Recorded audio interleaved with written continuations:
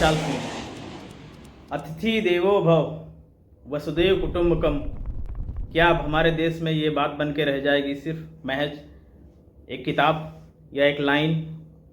अगर ऐसा नहीं है तो अमेरिका के टॉरपीडो जहाज़ ने जो ईरान के सैनिक हमारे देश में विशाखापट्टनम में आए थे युद्ध की प्रैक्टिस करने, युद्ध की तैयारी करने के लिए, यहाँ से वो जा रहे थे और अमेरिका की जहाज़ ने, पनडुब्बी ने उसको मार के गिरा दिया, डुबा दिया। 100 से ज़्यादा लोग मारे जा रहे हैं। क्या हमारे देश में जो मेहमान आया था, जा रहा था, क्या उसके प्रति हमारे देश के सत्ताधीश के प्रति कुछ जिम्मेदारी नहीं बनती है? क्या हमारे जो मेहमान हैं उनके प्रति कुछ भी जिम्मेदारी नहीं बनती है? कम से कम इतनी जिम्मेदारी तो हमारे देश की बनती है कि एक बार उसकी कड़ी निंदा कर दें। वो हमारे देश से जा रहे थे, ट्रेनिंग करके जा रहे थे हमारे सैनिकों के साथ। अभी फरवरी के महीने में हमारे राष्ट्रपति से मिले थे उनके सैनिक। ये कहाँ तक सच है? ईरान पे आज जितने लोग चुप हैं, आप कैसे उससे जस्टिफाई कर सकते हैं 165 बच्चियां जो बम गिरा के मार दी गई हैं? आप कैसे इसको जस्टिफाई करेंगे? जितने लोग आज इस्राइल का और यूनाइटेड स्टेट ऑफ अमेरिका का जश्न मना रहे हैं, उनका साथ दे रहे हैं, कैसे आप किसी बच्चे की मौत पर आप जश्न मना सकते हैं, खुशी मना सकते हैं? वो ईरान जो हमारा सदियों से सहायक रहा है, दोस्त रहा है, आप उसके साथ इतनी कठोरता से कैसे पेश आ सकते हैं? हमारे देश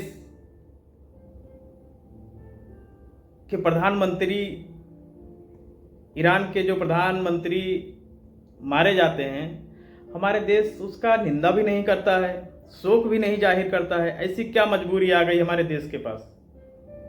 एक वो नेहरू का ज़माना था जब हमारा देश परमाणु संपन्न भी नहीं था।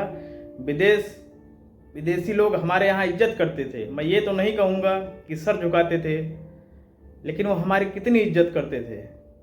क्या इराक ने हमारा कभी साथ नहीं दिया है? आखिर हम उसके साथ इतना भेदभाव क्यों कर रहे हैं? हमारे देश के प्रधानमंत्री जी से यही अपील है कि आप आए दिन कई देशों का दौरा करते हैं और कई देश जाते हैं। कम से कम इराक में हुए,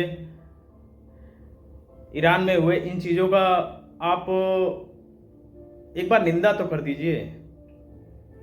हमारे देश के पास आकर अमेरिका ने अपनी पनडुब्बी से ईरान के सैनिकों को मारा है, अपने देश के पास आकर, हिंदुस्तान के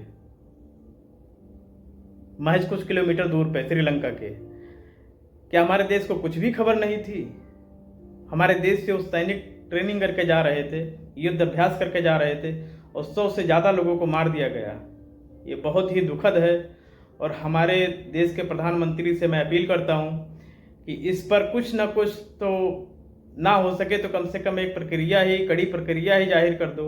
आखिर लगे तो क्यों हमारे देश के साथ बार बार डोनाल्ड ट्रंप कभी हाथ पैर से, हाथों को पैरों को बांध कर जंजीर से भेजता है, मनमानी टैरिफ लगाता है, फिर खुद ही रिवोक करता है, खुद ही लगाता है। क्या हमारा देश उसका विरोध करने की स्थिति में नहीं है क्या? तब जब हमारे प्रधानमंत्री जी का पूरा और उनकी जनता का साथ है, बहुमत की सरकार है, तब ये हाल है कि जब चाहे वो टैरिफ लगा दे, जब चाहे वो टैरिफ हटा दे, जब चाहे वो कहे कि हमने भारत पाकिस्तान का युद्ध रुकवाया। हालांकि हमारे देश ने खंडन किया है कि ऐसा नहीं है। आखिर क्यों हम उसके सामने हमेशा, यूके, अमेरिका के सामने हमेशा नतमस्तक हो जाते हैं? आपको इंदिरा जी का समय याद होना चाहिए कि जब इसने हमारे परमाणु परीक्षण के लिए पूरी रोक लगा दी थी और एड़ी चोटी का पूरा जोर लगा दिया था। एक वो भी समय था। हमारे अटल जी थे, हमारे देश में ऐसा नहीं है कि कोई बीजेपी का विरोधी है या किसी और पार्टी का विरोधी है। इंदिरा जी ने सपना देखा, होमी जहांगीर भाभा जी ने शुरुआत की परमाणु बम की,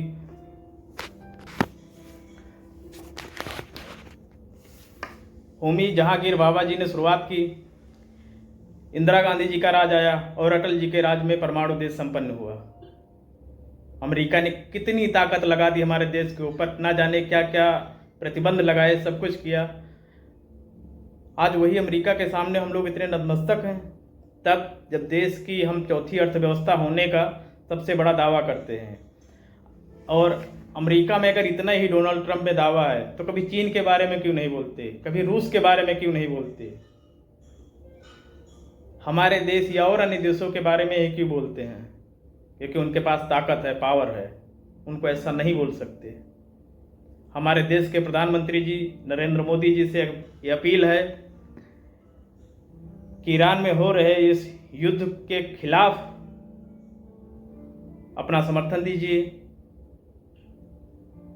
या फिर समर्थन ना देके या फिर यूके की ही शरण में शामिल हो जाइए। बहुत बहुत धन्यवाद।